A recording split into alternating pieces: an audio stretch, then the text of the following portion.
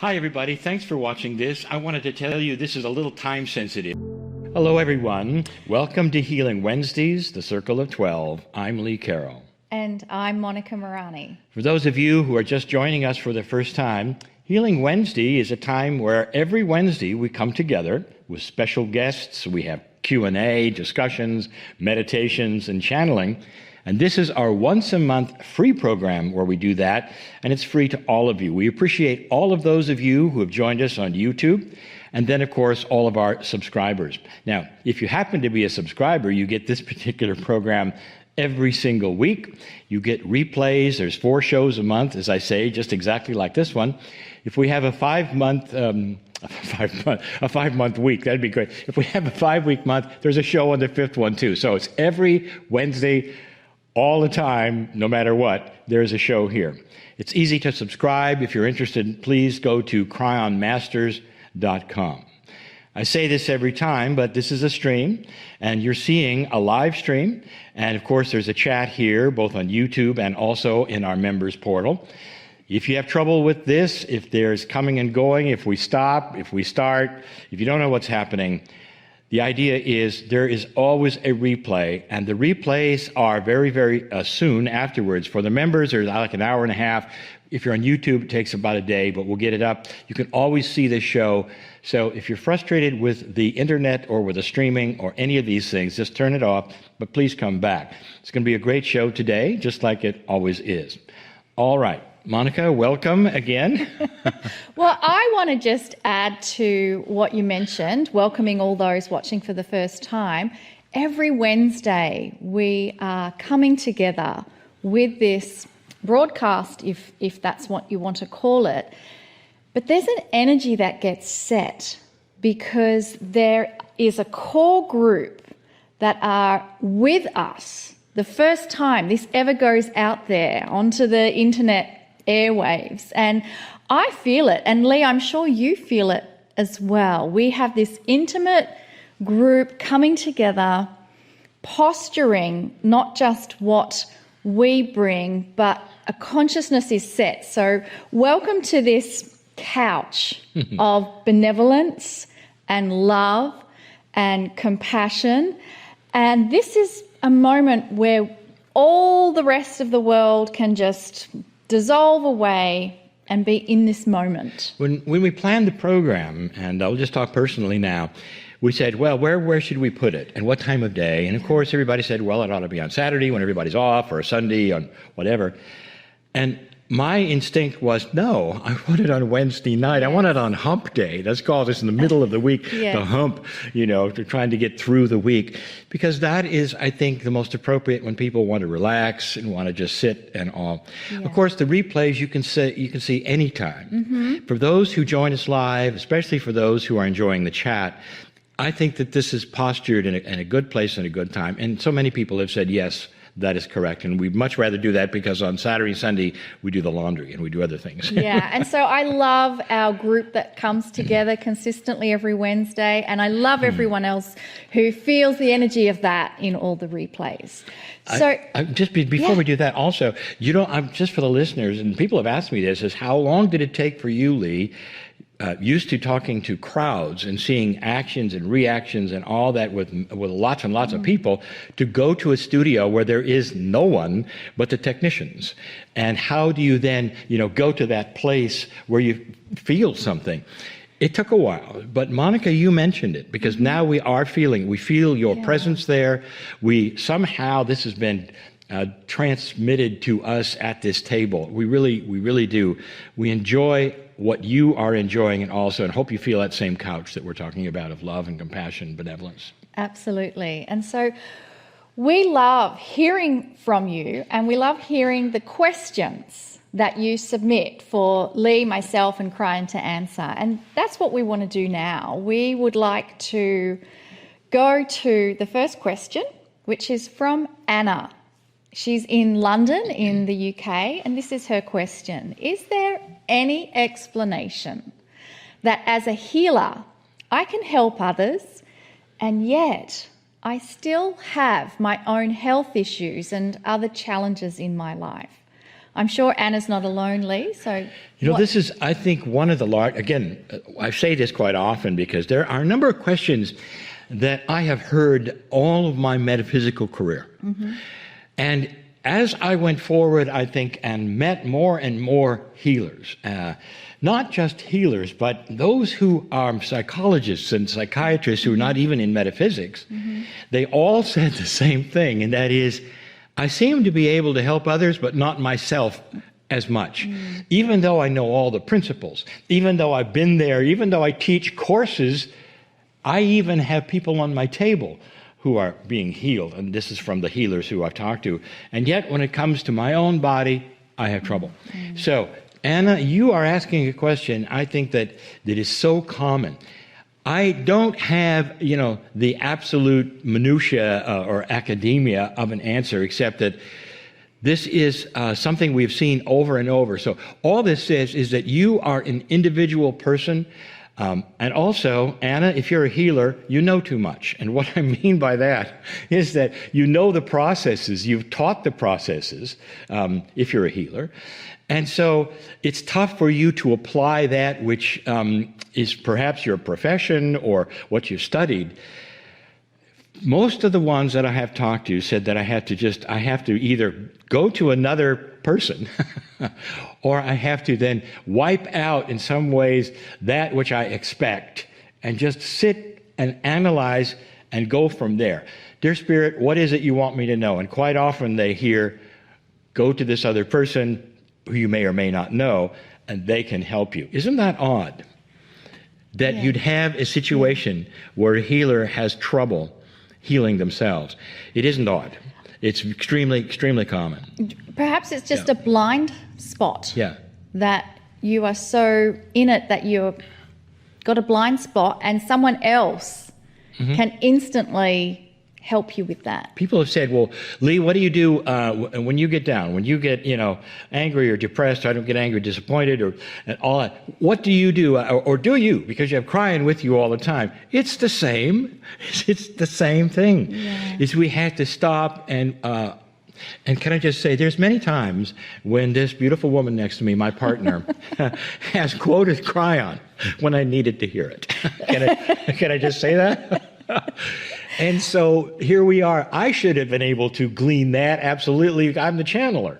But it didn't happen that way. So I go to a place where I'm disappointed or I wonder why this is happening or, and then Monica will come and say, well, remember in October 13th, 2016 at 4 o'clock. I think you're exaggerating Yes, a bit. But the point is we're all here to help each other. Yes. And there may be an issue that you have, Anna, that someone out there, I know, is able to help you. Yes. And follow your intuition and your synchronicity to find that person and let yourself off the hook.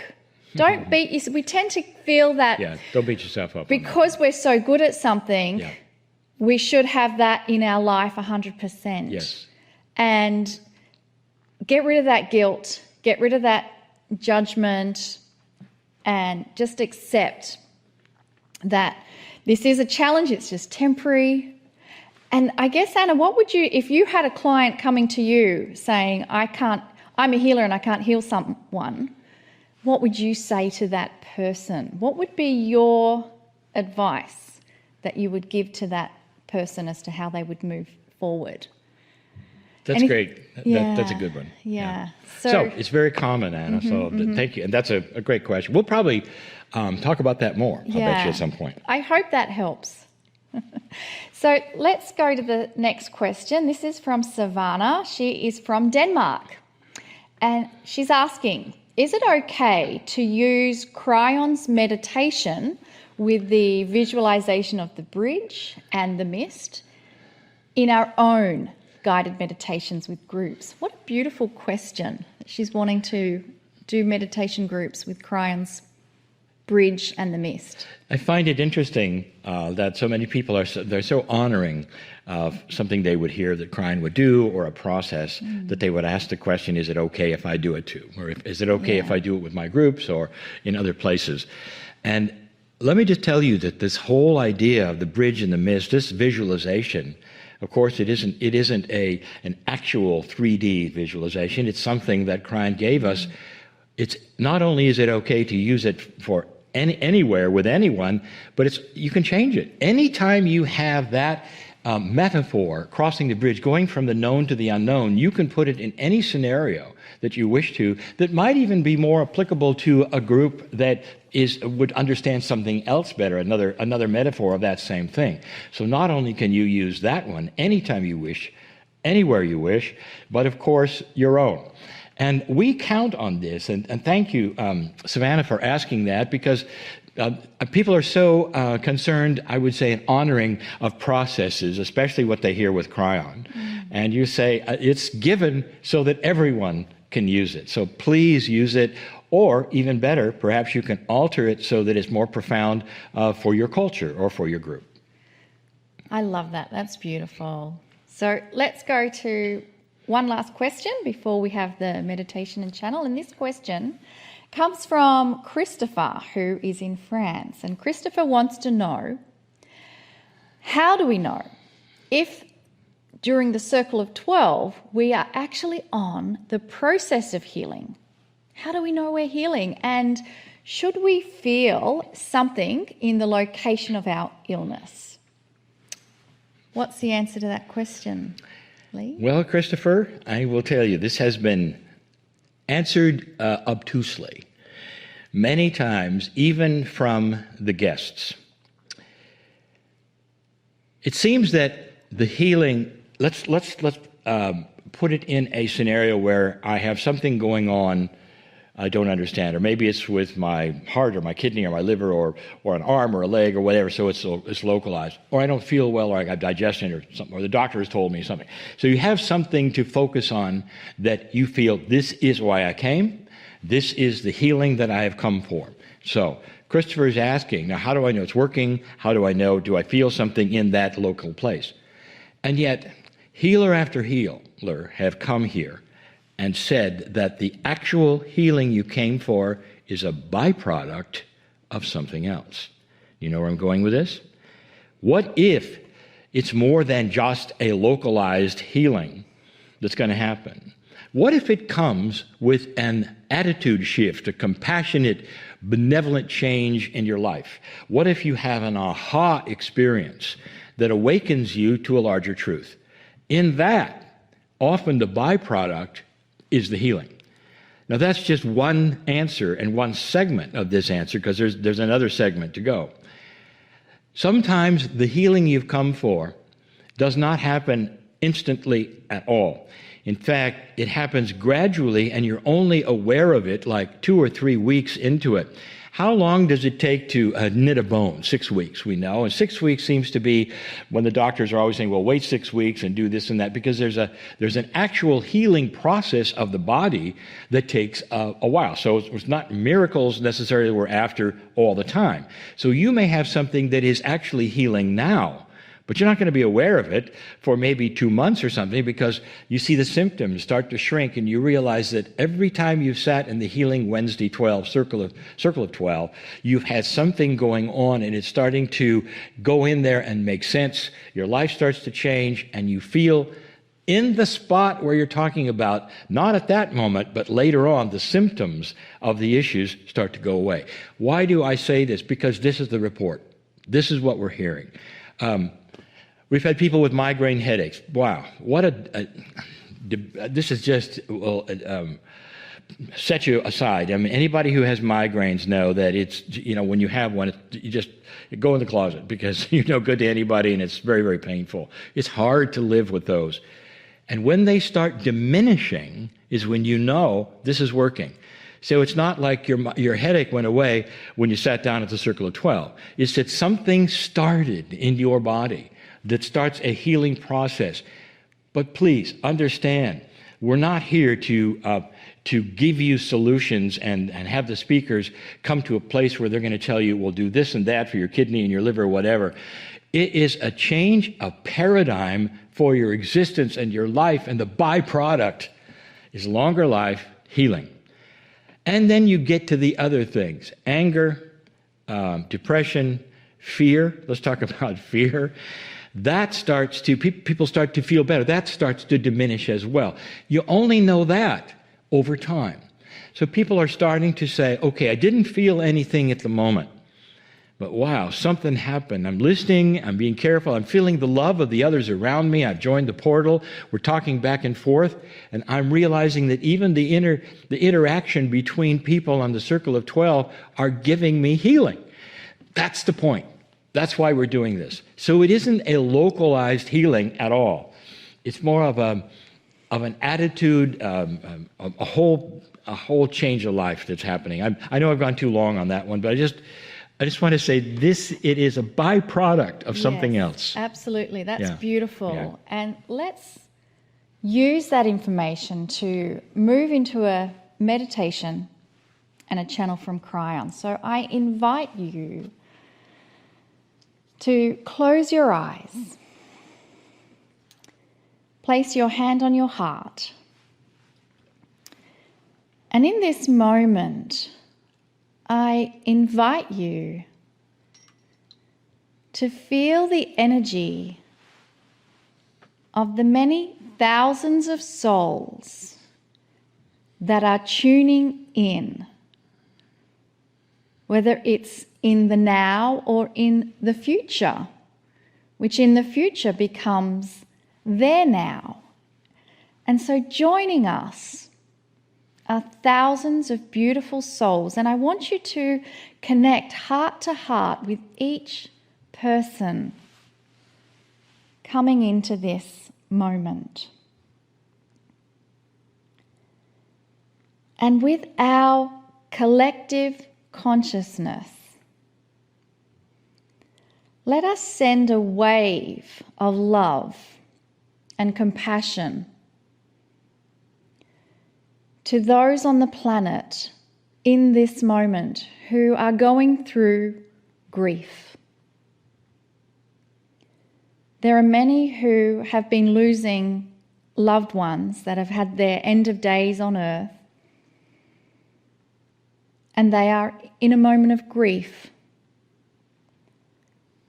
And while we can't take that grief away immediately, we can send love and compassion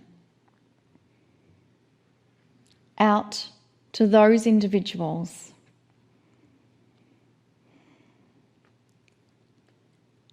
And allow them to feel our support. And allow us to visualize them, perhaps not in a month or not quite a year, but allow them to be softened in their reaction. And that they can smile when they think of that loved person, knowing that we are in a circle of life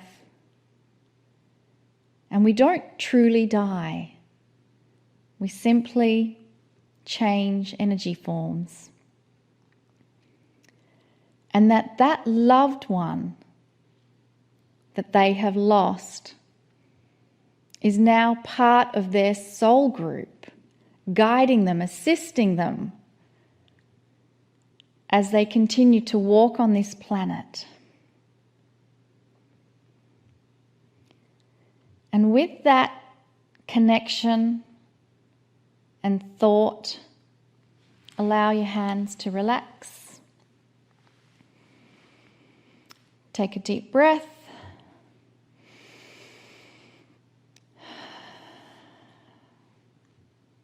And we welcome the message from Kryon.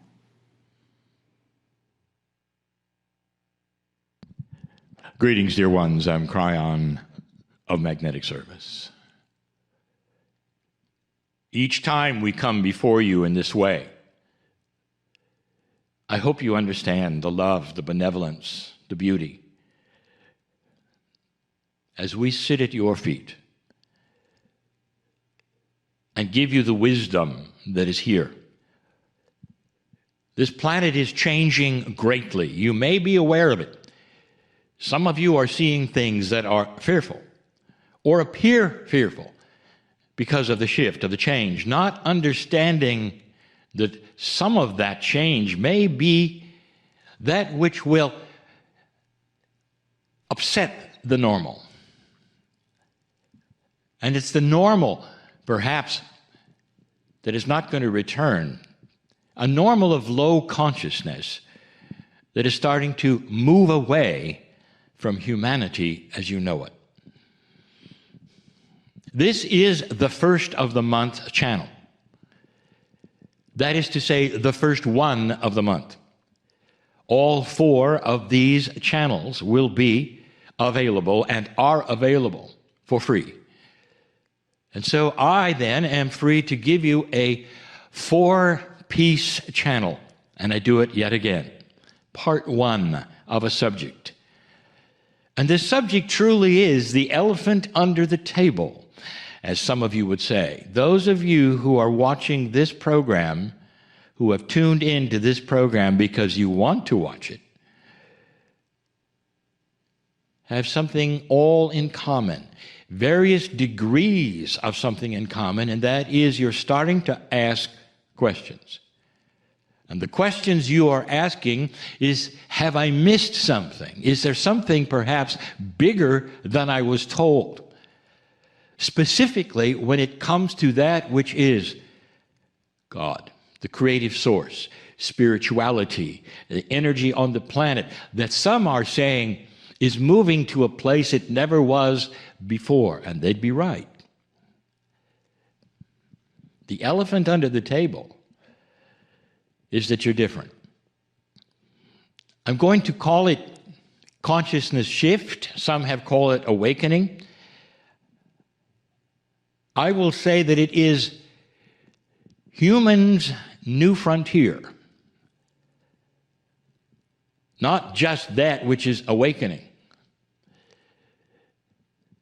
but a perception shift of the planet that is gradually starting to happen. And it refers not just to spiritual things. It actually relates to the way you think. Human consciousness is starting to vibrate higher. And the first thing that takes place, dear ones, the first thing is those who start to be more aware of what they were not aware of before. Let's call it, instead of an awakening, let's call it a greater awareness. So that is the new frontier. Greater awareness, specifically about that which is spirit, about your own spirituality. And that's why you're here. It's the elephant under the table because it has changed your life. Sometimes it has made it more difficult in your life. Some of you have lost friends and family members because of it. So we're going to discuss it. The attributes, then, of this awareness shift. That's the subject. The first of these 4 is simply going to be looking around. I have given many parables, many examples, many metaphors of what some of you have experienced that actually got you in trouble. And I would say in trouble, that is to say, when you go against the norm, there are those who say, how could you?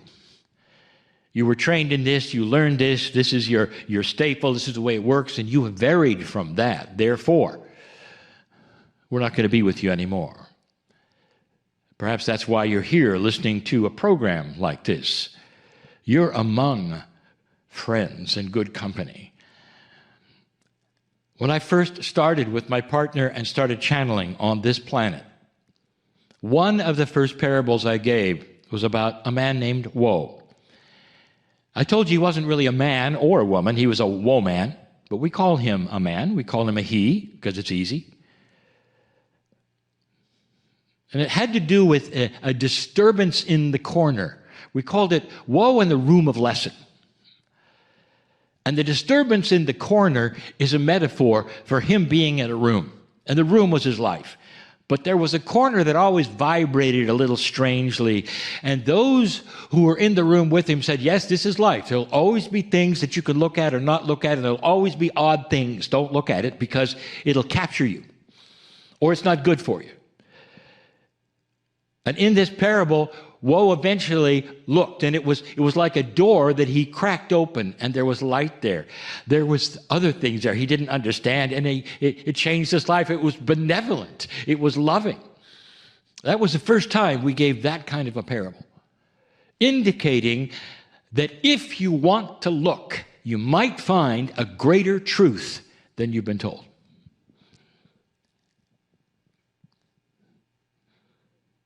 We gave a parable which became a book, The Journey Home.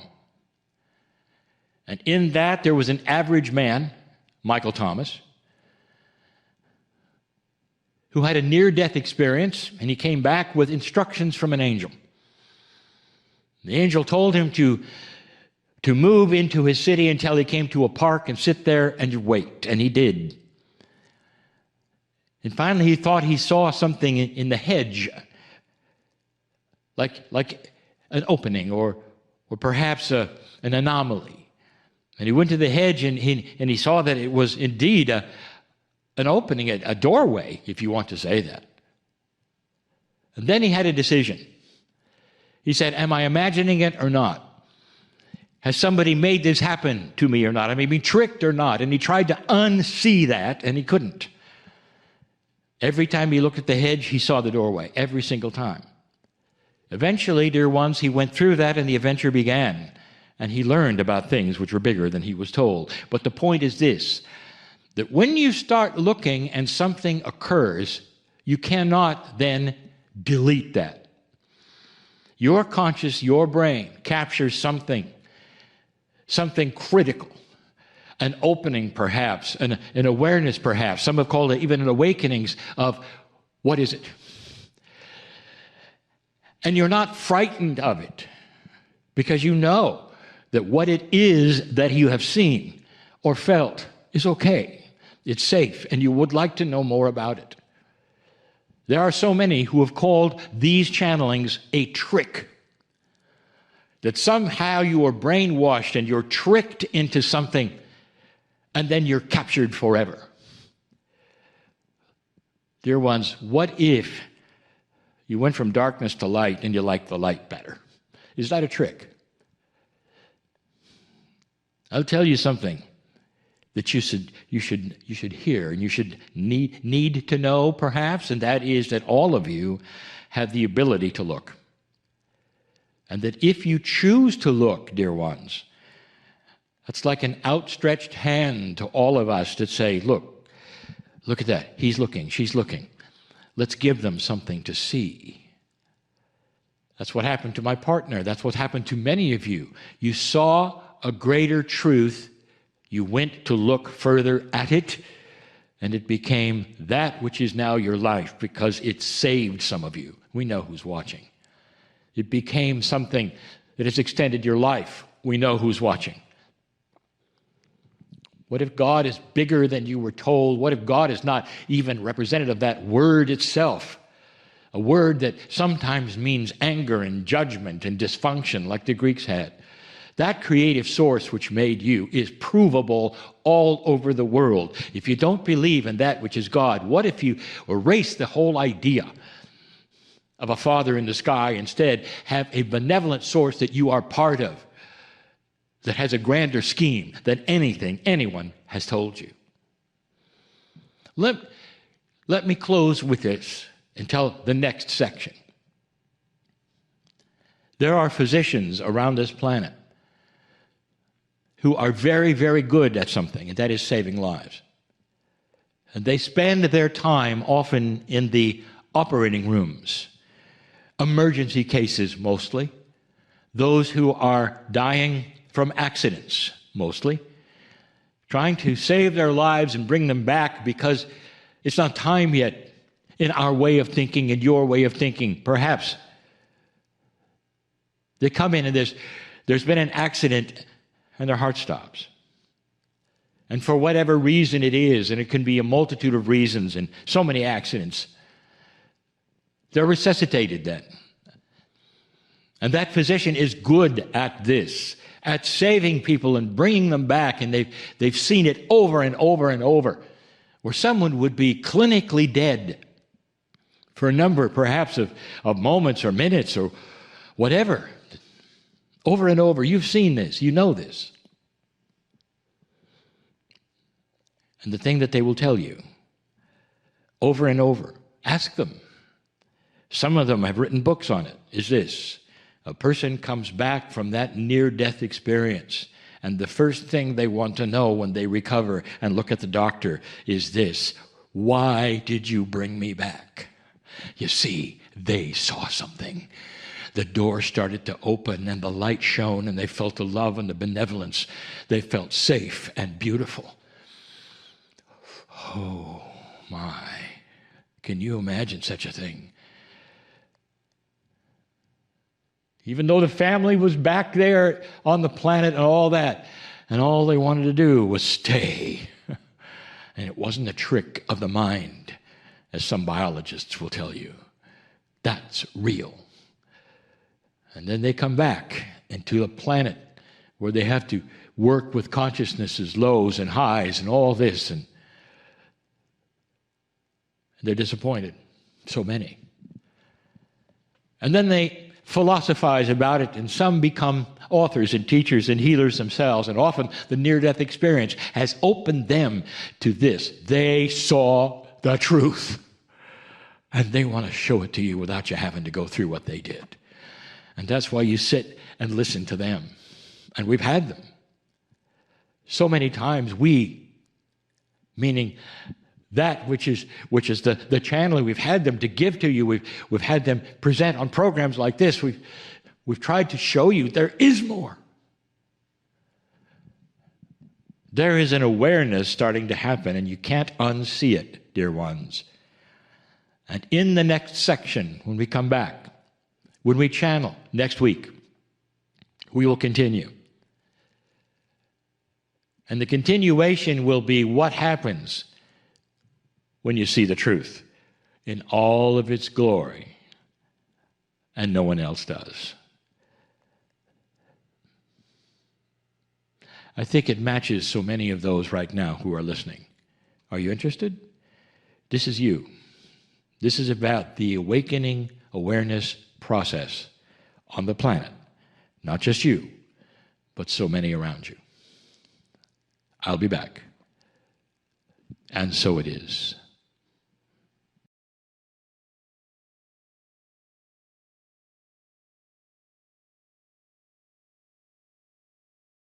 And just allow a few more minutes to bathe in those beautiful energies set by Kryon.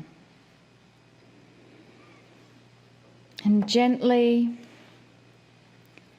bring your awareness back into your body. Bring your awareness back into the room. And I invite you to be fully present in this moment, because Lee and I are so excited for our next guest to be joining us. Alberto Velodo is our next guest. And Alberto, are you there? I'm here, Monica. Good to be with you and Lee. Wonderful. Well, let's tell everyone about Alberto. Yeah, I don't want to chat much more. I just want to get right into this. And this is just a giant of a guy, and I mean by that, the consciousness is very high, and I've been looking forward to not only meeting him here, but also to having him on the show. Medical anthropologist Alberto Villoldo has studied the shamanic healing practice of the Amazon and the Andes for more than 25 years. He's the founder of the Four Winds Society, which trains modern shamans in the practice of energy medicine. He directs the Center for Energy Medicine in Chile, where he investigates and practices the neuroscience of enlightenment. Now, in his mid-20s, Alberto was the youngest clinical professor at San Francisco State University. I mean, Lee, a professor. In the mid-20s, yeah. In his mid-20s. Right. My professors were not in their mid-20s no, mine when I was at university. Anyway, he directed the Biological Self-Regulation Lab to investigate how energy medicine, it changes the chemistry of the brain. And he had heard stories about people in remote parts of the Amazon who claimed to know such things. Recognising that this investigation would not be a part-time pursuit or even a brief sabbatical, Alberto resigned his post at the university and traded his lab coat for his hiking boots and a ticket to the rainforest, a man after my own heart. Sounds like you. Yes. Scattered throughout the remnants of the ancient Inca Empire were a number of sages or earth keepers who practiced the ancient healing methods. Alberto visited countless villages, met with scores of medicine men and women. For more than 10 years, he trained with the jungle shamans. Along the way, he discovered that his journey had been guided by his personal desire to become whole. He learned to transform old pain, grief, anger, and shame into sources of strength and compassion. Alberto, you are in the right place at the right time for our audience. Thank you so much, my friend, for being here. I just want to turn this over to you and have you do whatever you'd like to for these next moments. Thank you, Lee. Thank you so much, Monica, for having me here. And let me tell you a little bit about how I got to the Amazon, because I was at San Francisco State University and I had my own lab. And we were trying to see if we could create psychosomatic health. We knew we could create psychosomatic disease, but could you create psychosomatic health? And my lab was in the brain section in biology department. So I was surrounded by 200 brains in formaldehyde. And we were looking at the brain. What is the role does the brain part play in creating health? And I realized that I could not find that out in the laboratory, and particularly with Western science that had to kill it before you could study it, that we were slicing and dicing the brain and staining it and looking at pathways. And so I shut down my lab. I got a research grant, actually, from big pharma, big Swiss pharma. They wanted to discover the next breakthrough cancer cure or dementia cure, or heart disease cure. And the Amazon is nature's pharmacy. And as a medical anthropologist, I had the credentials for doing that. So I went into the Amazon, into backwater villages that had never seen a light-skinned person before. In fact, the kids would come running to me and they'd kind of rub my hands and arms to see if the white dirt would rub off. And after many, many months in the Amazon, I met my sponsors and I came back empty-handed.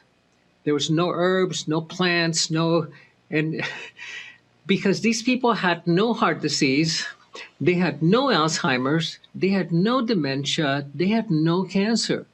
These are the illnesses of the West. This is what we have created in Western society and civilization. But they knew how to prevent these conditions. And that really fascinated me, because today we don't know how to treat cancer or heart disease or cancer. We cut it, burn it, or kill it. It doesn't work. Alzheimer's, we spent over $1 billion in research to try to cure Alzheimer's, and the statistics are terrible. If you live to be 85 years old, and we will, all of us watching this will, you have a 50% risk of having diagnosable Alzheimer's. This doesn't mean forgetting where you left your car keys. It means forgetting your children's names. This is terrifying. But these Amazonian shamans knew how to prevent it. They practiced prevention, and they did that by working with the human energy field, with the aura, what we call the aura, which is in reality an information field that surrounds the physical body and organizes the physical body in the same way that a magnet organizes iron filings on a piece of glass. And in the West, we're fascinated with cutting the body and moving the pieces around, whereas the shamans were interested in clearing the imprints for disease from the energy field. And how I first learned about it was actually not in the Amazon, but in Haiti. Because the foundation that was sponsoring my research called me up and they said, Alberto, we're doing a study on voodoo in Haiti, and we need an anthropologist, a junior anthropologist. The other one got sick, and we're almost done with the study. And I said, I don't know anything about Haiti or about voodoo. My expertise is the Amazon. And they said, yes, we know. We're reviewing your grant proposal this very moment. And I said, when do you need me in Haiti? The following week, I was in Port-au-Prince in Haiti, where there was a lot of voodoo. And voodoo is actually an ancient healing practice from Africa, but that you can use to harm as well as to heal. In fact, all healing practices can be used, prayer can be used to kill someone or to heal someone. The difference, of course, is only the ethics and the intent of the practitioner. So I remember talking to this old voodoo priest, and I said, how do you hurt someone? How do you go and you punch them in the head? He said, nah, when we need to retaliate against someone, what we do is we take our rattle and we call on their spirit to come, and we look at their spirit, we look at their energy field, and we find out where that gray areas in the field are. And we go, maybe this is heart disease that runs in the family. And we put a little bit of energy into that imprint, and it wakes up. And it's like double clicking on a program in your computer. It takes over your screen. And 2 weeks later, that person will have heart disease. Or if you have breast cancer running in the family, they'll develop breast cancer. You'll activate the dormant deceased genes that we inherited from our family. And I go, wow, that is really nasty. And what about healing? How do you heal someone? And they said, it's the same way. We call on their spirit, we look at their field, and we find the stale chi, the stale energy. And we pull that energy out.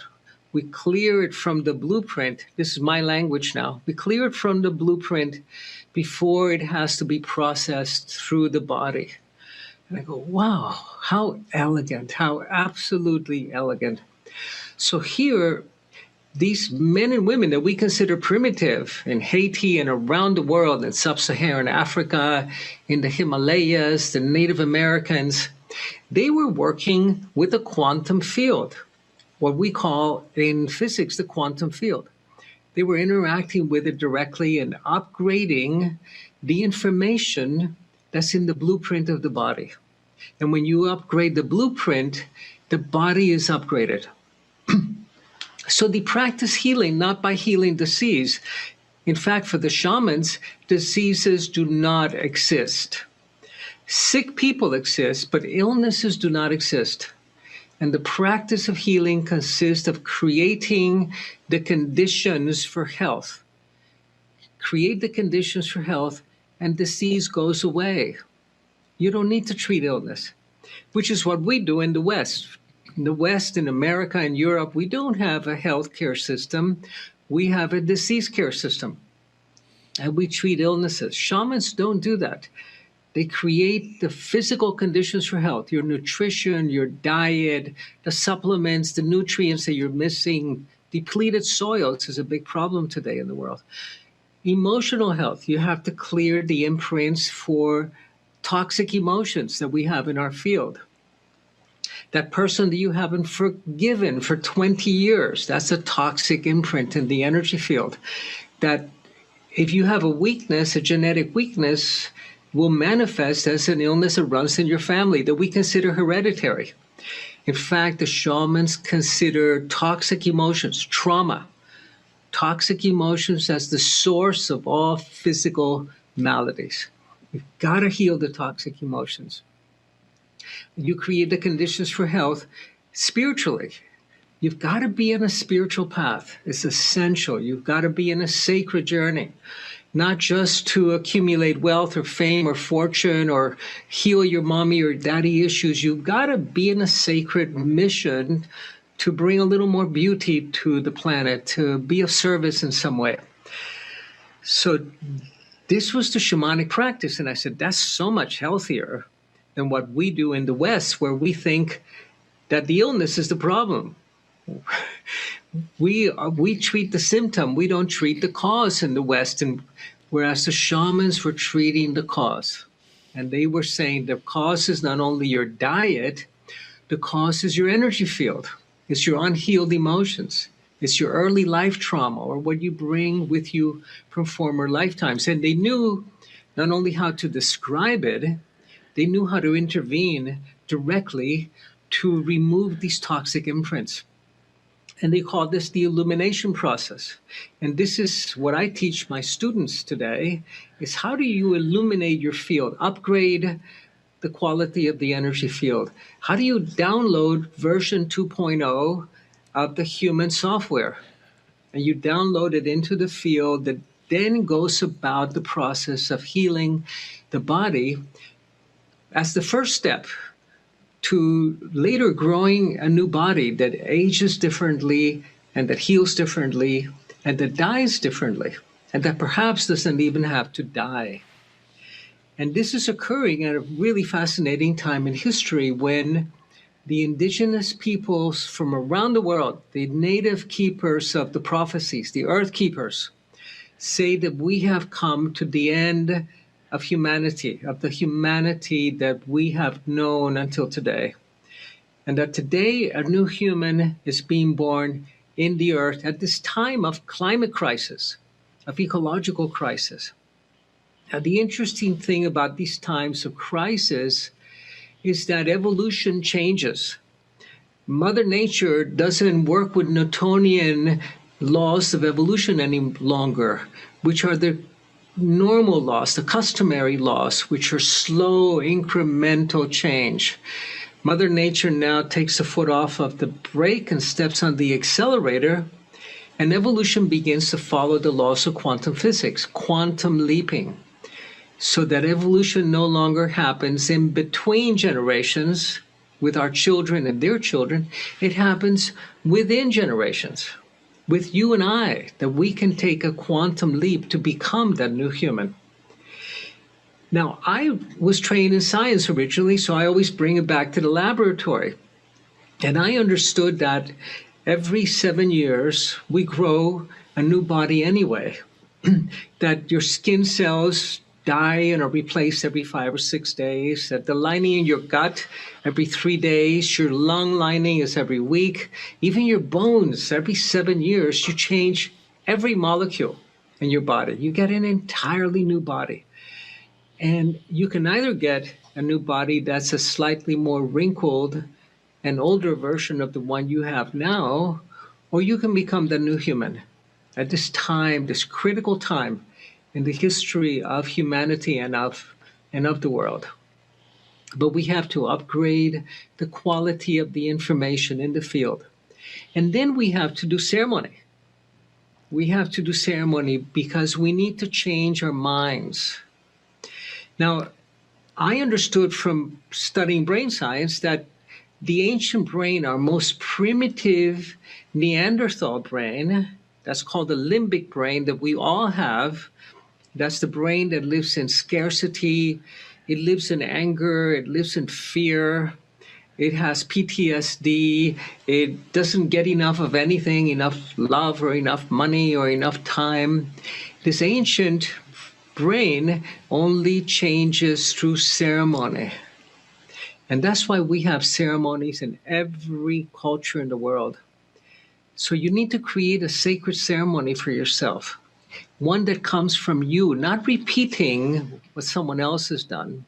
So this brain needs a ceremony. We do a lot of fire ceremonies with candles, where you can blow into a stick or a piece of paper that which you are willing to let go of, and you put it in the fire. And that helps the brain to change so you can then change your mind. Otherwise, we're still stuck in the old paradigms and the old belief structures. We're not able to change them because they are operating actually as neural networks in this very ancient limbic brain that we all have.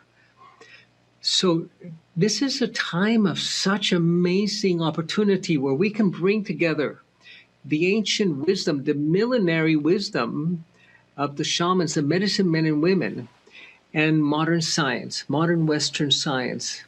Modern science is descriptive, describes how things happen. The shamanic wisdom is participatory.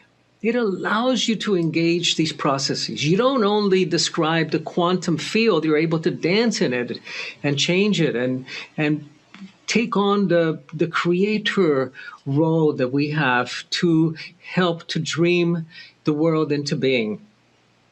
So when I was in the Amazon, this old medicine woman comes to me and says, Alberto, we have to heal you. And I said, you have to heal me? Why? What's wrong with it? There's nothing wrong with me. She said, no, we have to heal your ignorance. And I go, what do you mean heal your ignorance? And it's Dr. Alberto, by the way. Yes. What do you mean heal my ignorance? She says, yeah, you have a lot of information, but very little wisdom. And then she went on to explain that information is knowing that water is H2O. Wisdom is being able to make it rain. Information is having a diagnosis. Wisdom is being able to heal. In our Western science, it's very descriptive, but it doesn't let us engage and interact with the forces of nature.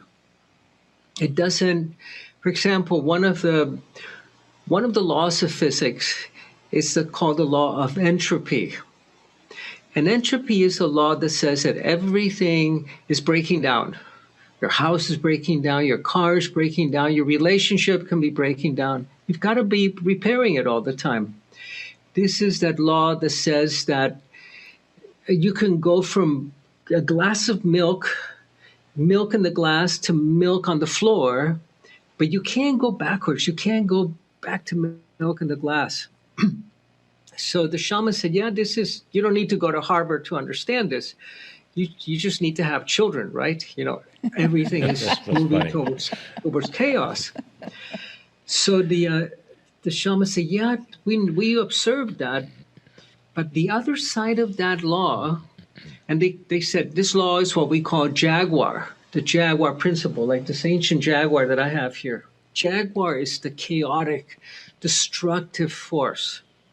But the other side of that law, that's also jaguar, is that life defies entropy. The physical universe is going to hell all the time, and we need to keep repairing it. But the biological world seeks complexity. You have cells that team up with other cells to create organs, that team up with other organs to create eagles. It's extraordinary. Life seeks complexity, and that's the life principle. And we call that jaguar also, the life-death principle. And the difference being that the shamans can go, mother, sister, jaguar, come to me. Come and bring a little bit of renewal and healing to this person that I'm helping. Or come and bring life to this person that's so ready to be reborn. And they can enlist this force of nature. And jaguar will show up. Whereas the physicists can go, second law of thermodynamics, come to me, because nothing's going to come. It's only descriptive, whereas the shamans could not describe it, but they could do it. And one time I was saying to an old medicine man that became my teacher for many years, I was explaining to him chaos theory from physics. And chaos theory is that theory that butterfly that flapped its wings in Beijing started a tropical storm in the Caribbean. And which is a law that explains how we're all interconnected, chaos theory. And the old man turns to me and he says, show me. And I go, what do you mean show you? This is physics, quantum physics. He says, no, if you can talk about it, it's because you can do it, right? I had a brand new PhD, and he said, come on, flap your little doctor wings and heal somebody in India. And I said, I can't do that. He said, I can. Because these are feminine traditions. They're earth-based traditions. They're traditions of wisdom, not of information, not accumulating facts, but accumulating power so you can be of service and you can co-create. And this becomes the central tenet of the shamanic traditions, dreaming the world into being, co-creation. And it comes from our story of creation itself. Because in the West, we were kicked out of the Garden of Paradise, the Garden of Eden. And we're the only people in the planet ever to have been kicked out of the garden. Nobody else was kicked out of the garden. The Aborigines, the Native Americans, they were given the garden to be the stewards and the caretakers of the garden, the earth keepers. Whereas the shamanic mythology says, I've created, what Great Spirit said on the seventh day, I've created the whales and the eagles and the butterflies. Aren't they beautiful? And now you finish it. Creation is not complete. For us in the West, on the seventh day, all that was left was the naming of the plants and the animals. For the shamanic societies, the Aboriginal societies, creation is not complete. Our task is to complete creation. It's what the shamans call dreaming your world into being, to co-create with spirit. And this is the difference between the shamanic traditions and the religious traditions. Because religion is about the creator, whereas for the shamans, it's about creation and creating. It's not making offerings to appease the creator or asking for this or forgiveness from. No, it's about knowing that spirit is within you. You're not separate from. And our task is to create and become stewards of the creation, become earth keepers. And to me, this is an ancient wisdom that is becoming so relevant today, so important. Alberto, in the world that we're living in. I'm absolutely riveted because this is what we teach. And I'm just listening and going, yes, yes, yes. I want to take notes, all these things. I don't want to run out of time. I know you have, did you want to do a little ceremony or something here to Yeah, absolutely. I was hoping that we could do that we have time for that. We do. We have 5 minutes left or maybe a little more, and we can do that, and then that we can end with that, actually. Yeah, absolutely. Before we can become earth keepers, we have to awaken the higher order neural networks in the brain. And we cannot do that if our brain is on fight or flight. If we are stressed out or we're fearful, we need to be able to practice stillness. This is what meditation is about, to reset that fight or flight system so that our world can become safe. And we're now no longer looking suspiciously at the world, but we can then step up to the higher order neural networks in the brain where we can become co-creators. So I'd like to take us through a meditation where we can begin to reset the fear system, the fight or flight system that produces the stress hormones in the brain. So it's a drumming meditation, and I'm going to ask you to inhale to a count of 4 and exhale to a count of 6. Inhaling to 4, 1, 2, 3, 4, holding to 6, 2, 3, 4, 5, 6, exhaling to 6, 1, 2, 3, 4, 5, 6, inhaling to 4, 1, 2, 3, 4, holding to 6, 1, 2, 3, 4, 5, and 6, exhaling to 6, 2, 3, 4, 5, 6, inhaling to 4, holding to 6. Exhaling to 6. Inhaling to 4. 3, 4. Holding to 6. 1, 2, 3, 4, 5. And exhaling to 6.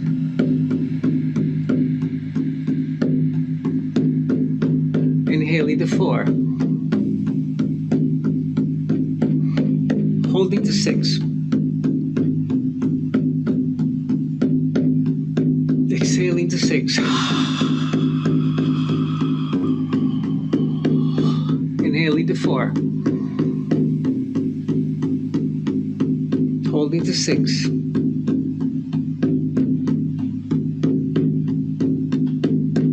Exhaling to 6. Inhaling to 4. Holding to 6.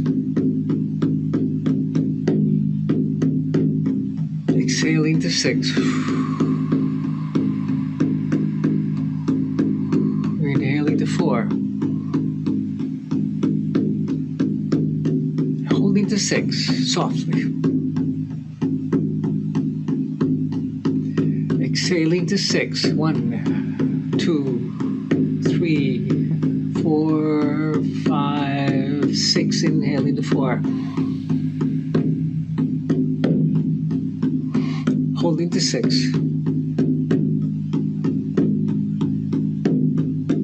Exhaling to 6.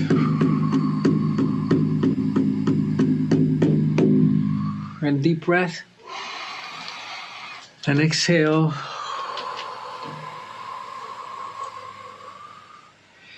Normally, we breathe between 12 and 15 times a minute. This is the stressful breath that creates psychosomatic disease. Now we were breathing 3 times a minute. And eventually you can inhale to 4, hold to 6, exhale to 6, and hold empty to 6. And then you'll be breathing twice a minute. And your whole system will slow down, your world will slow down, and you'll be able to dream your world into being with beauty and with grace. Thank you so much, Lee and Monica. Awesome. That was incredible. Thank you for being part of our dreaming into being. If you enjoyed Alberto, please visit the4wins.com. That's the website, the4wins.com. You will find loads of information on that website. Newsletters, free things, courses you can sign up for, and how blessed were we, Lee, to be able to have that. It's really good. Deepest love and thanks to you, Alberto. I don't want to leave. Thank you. Thank you for the beautiful work you do and blessings. Thank you. Thank you. And so now we are going to take a 10-minute break, and then we'll see you for the Circle of 12.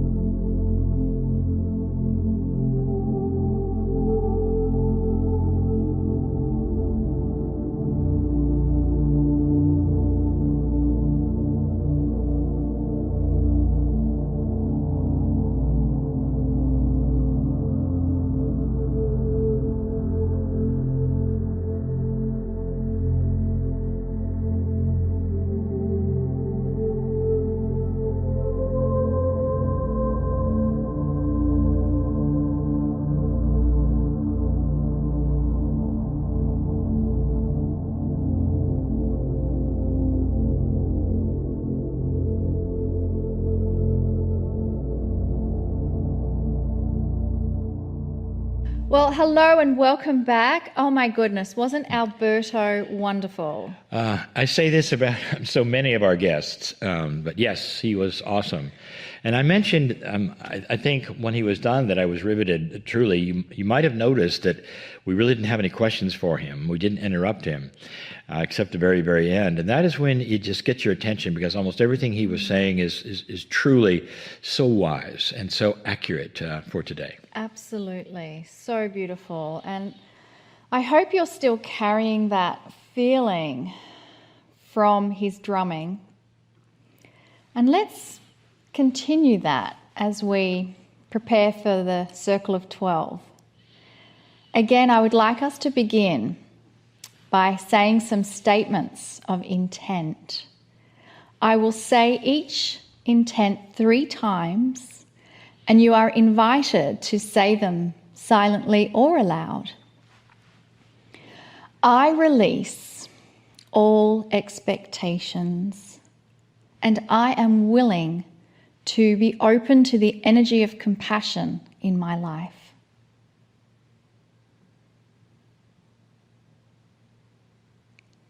I release all expectations, and I am willing to be open to the energy of compassion in my life. I release all expectations, and I am willing to be open to the energy of compassion in my life.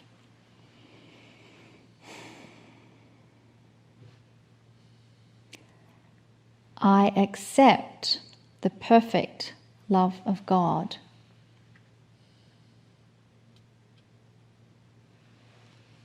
I accept the perfect love of God.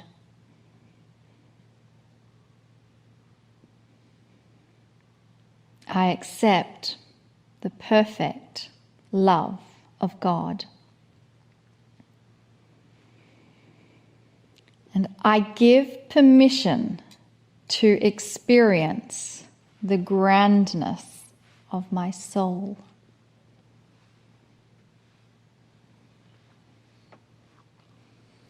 I give permission to experience the grandness of my soul. I give permission to experience the grandness of my soul. I am ready.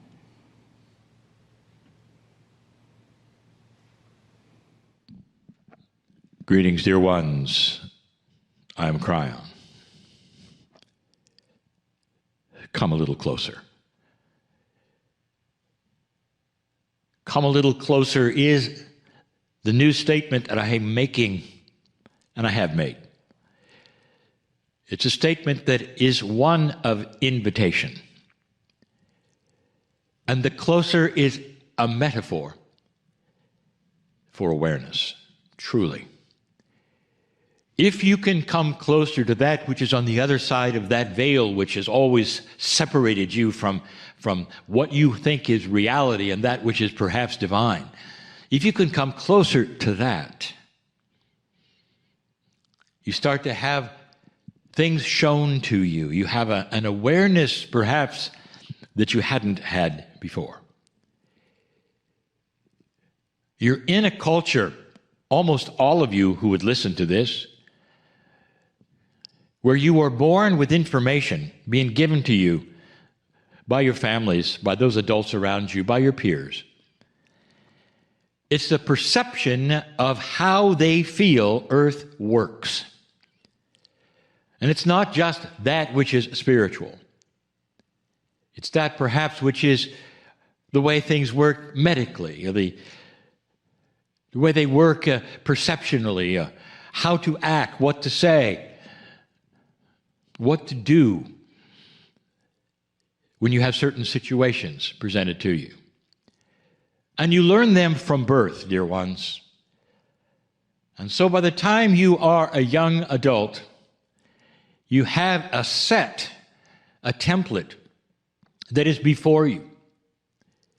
And that template, self-made by your culture, by those around you, by humans, for your culture, is often repeated.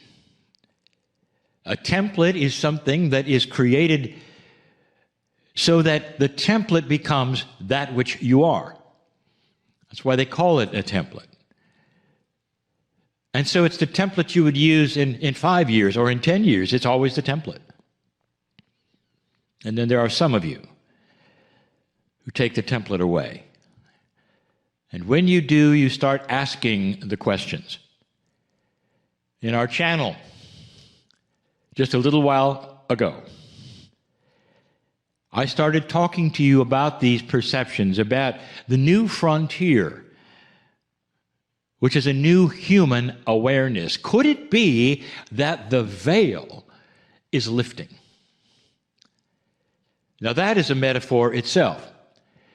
And if you've just tuned into this and you're listening and say, well, what is the veil and what does that mean? The veil has always represented that which is beyond what you know, and especially spiritually. The veil would be that which is you, and the other side of the veil often is which is God. That's what you're taught. And when you go into those institutions, if you wish to call it that, and you sit and you listen, and you listen to those who would give you information from God, some of them will tell you about the veil. And they will say that that veil then separates you so completely, you'll never go there. And so you have to then compete with others to listen for this or that, or do certain things, or climb a number of stairs in order to peek over the veil, or peek through the veil, or you know what I'm saying, all of that. That's the template. But there are so many that have said, what if that information is as good as it got in an older consciousness, in an older energy of this planet? As good as it got because it still talks about a loving God. But that's all they had. And if you take a look at the traditions and the information, it's not just hundreds of years old, it's thousands of years old. It talks about a God on the other side of a veil or a wall that you'll never talk to and never get to. And that God is often a punishing God. Not anywhere close to that which we teach. And then there is the question, what if in a newer consciousness awareness time, what if in a time that allows for that veil to become thinner and lift a little, what if you can glimpse a truer, more accurate God perception, if you wish? The word itself, we said, God, is a holdover from an older idea, an older perception of a Father in the sky who controls things, looks at you, knows what you're doing, keeps track of your bad things and your good things, and then tallies it up when you die. Of course, so that you'll know how much to be punished. That is an old concept of what a God is in an older energy, and it emulates so accurately humanism. So God is human, just bigger and more powerful. What if, oh, we were so different. And that's the idea here, right now. This whole awakening, if you want to say, of consciousness that is slowly happening on the planet is in so many layers. It's not just spiritual, dear ones. It's how to treat each other. Even if you're not one who would ever become spiritual, you'd still be in on the lifting of this veil, the thinness of it, because the attributes of that creative source, the beautiful, benevolent, loving creative source, the attributes of that filters in to the field, into the humanity. And people who would never even go to church are starting to become kinder to each other or more understanding to one another. You see how this works? So we're not talking about a belief system. We're not talking about another way of thinking, spiritual, another thing to join. We are talking about an overall awakening, if you wish, perceptual increase, vibrational, anything you want to call it, which would mean an upgrade. An upgrade to consciousness, how you think about yourself. Consciousness, how you think about others, how you think about the earth, how you think about how you got here. How you think about what might work and what might not work in situations. Consciousness is increasing in its vibration. Kryon, what does that mean, it's increasing in its vibration? These are metaphors for a three-dimensional thinker who thinks that things that are higher are better, things that vibrate higher are better. It is a metaphor for thinking out of a lower energy into a new energy. Consciousness increase means you're starting to think more like that, which is from the creative source, that which is spirit, that is what you call God. What if, dear ones, there is a grander truth than you were told, and it's time for it to be revealed? The planet really is truly ready for a different perception of that which is the source that created all things. You had a speaker, a guest today, right before the break, who studied the indigenous of the planet, who spent time with them. In some of the oldest traditions on the planet, he was driven, truly, as a scientist, to see how it worked for them. And what he discovered was this: the things that the Western world is starting to become aware of have always been there. Now, this tells you something. Perhaps the way of things always existed in a greater way. So it's not about discovering something new about God. It's about returning to what was already known. What if the ancient ways you find are not that simple? What if they are every bit as complex as you would think a new way would be, with layers and layers of that which is energy and understanding?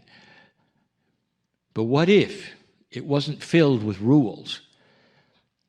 What if you discover that there is no veil, not as you thought there was? Honestly, what if there is no veil? That would mean that you are part of what is on the other side of the veil. And the invitation then is not to then go beyond that. The invitation is to realize that.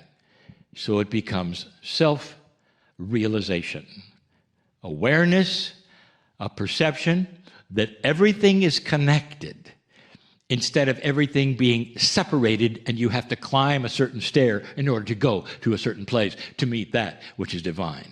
What if the indigenous always had a grander truth? And that is what is now being refined, is now being seen, not just by the shamans, but by every woman and man who's listening to this program, if they wish. The question is there. What if things were bigger than any of you were told? What if that which you call God is not God at all, but part of a grandness that you are included in instead of a separate thing, a separate entity? That is the bigger truth. Come with me. While we speak about going to the unknown from the known, and there is the bridge, and there it is again. Go to the middle of that bridge with me. Those of you who wish to will see beyond that mist that often is there, and those who are not sure will see a mist. That is a metaphor. Can you see beyond your own reality? Are you willing to understand there are things you don't know? Are you afraid of what you don't know? What have you been told?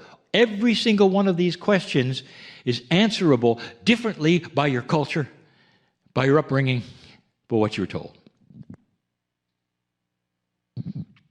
Regardless, we stand in the middle of the bridge, and I want you to go across with me. Right now, come closer. Come closer, please. Take my hand, take everyone else's hand, and let's go.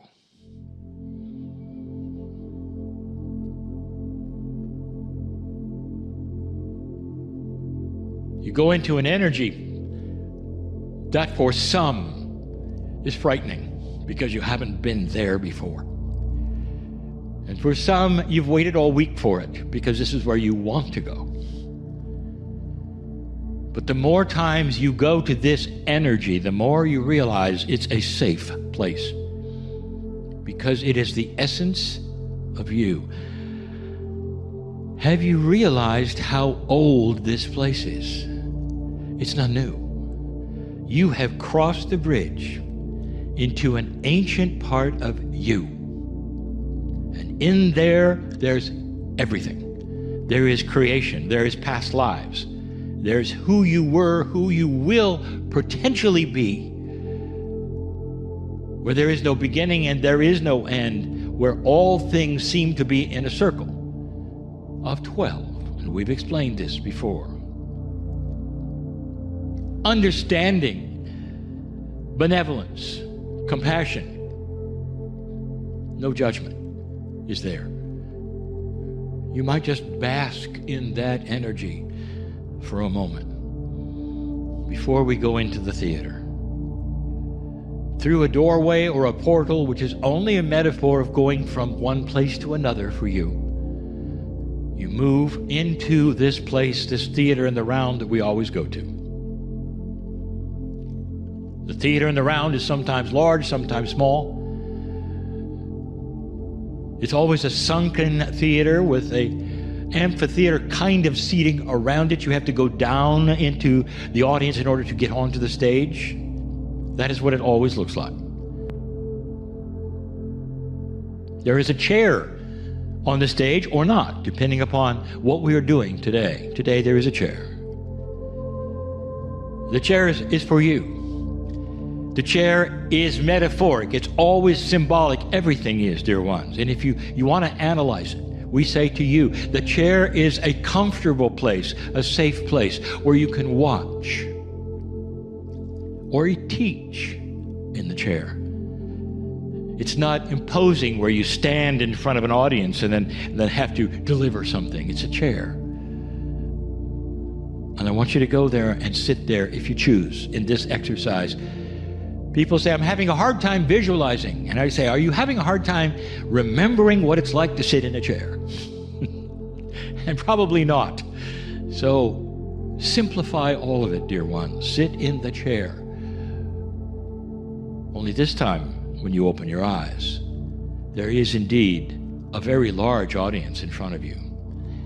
It's all around you. Now there's a symbol of the circle that is all around you as well. There is no beginning or end of that circle. In this metaphoric, symbolic place, everyone can see your face, even in the circle in the round, because this is not a linear circle. Some have asked, well, describe the circle. Kryon, give us something a scientist would understand about the beauty of the circle of 12 you always talk about and the numbers you always talk. Okay, I'll tell you what the circle is for the first time. It's a toroid. Now, I hope that satisfies a little more of those who are scientific, because you'll go, oh my. Study the attributes of a toroid. That attribute, by the way, of a toroid, someday will give you some of the energy that you're missing today. You are sitting in a magnificent place, dear ones. And And here's what's going to happen. We've gone here before, and this is similar. But a light will be shown individually on groups. We've done that before. All of those in the audience are at least 800 years old. All of them in the audience are indigenous for their territory in their area, all of them. And they see you. And they want to talk to you in groups. They want to stand and give you the summary of what they believe. And they're doing this for a reason, because you are seen as the link to the future wisdom of the planet. Whereas there are very few who would go that far back to listen to those who have lived then. The new human is the link to the future, because this begins the study of what the shamans knew about the other side of the veil, about the light at the end of this tunnel that some of you have created, saying that life ends at the end, and it does not. And they believe in so many of the things today you call New Age, which is not. It's old age, past lives, energies, healing, miracles. Where energy is king and consciousness is all, where the planet is connected to everyone and everything and is a partner in your life. One by one, this group is going to stand, speak as one, and one voice and one consciousness to you as you listen. And they will say, here's what we believe. And we'll tell you what we have been training you in now for 31 years. They'll tell you how connected you are to all things. They'll tell you that God is love and benevolence and represents nature and is not a judging God, that you are part of everything. They won't refer to it as God, they'll call it spirit, so many of them, meaning consciousness, and you are in it, one by one. And before they ever talk to you, they will give a little ceremony that welcomes you into their fold, and they will see you as a link, and that's why you're sitting there. Can you feel it now?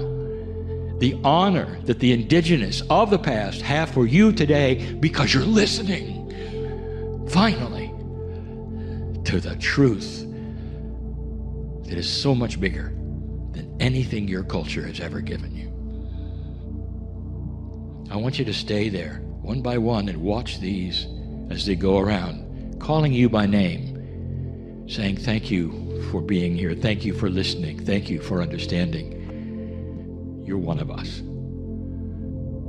Dear ones, this is the awareness frontier of the planet starting to occur, one at a time, so often by those who would listen to a program like this. I am Kryon, in love with humanity. Stay and be honored, O link that you are. Warrior of light, we call you, unafraid. Stay. And so it is.